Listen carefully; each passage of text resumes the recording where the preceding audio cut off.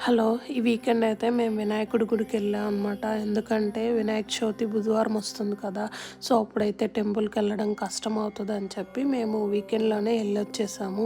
మేము ఎళ్ళడానికి లేట్ అవుతదేమో అనుకున్నాం కానీ, మేము వెళ్ళేటప్పటికి పూజ స్టార్ట్ అయింది.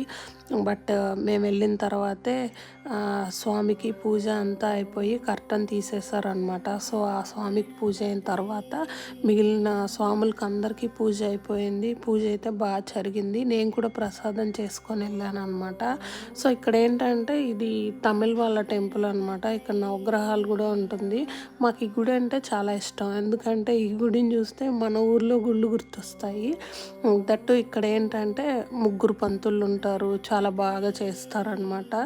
తర్వాత పూజ అంతా అయిపోయిన తర్వాత అర్చన చేయించుకునే వాళ్ళు చేసుకుంటారు. చేసుకున్న తర్వాత వాళ్ళే భోజనాలు కూడా పెడతారనమాట.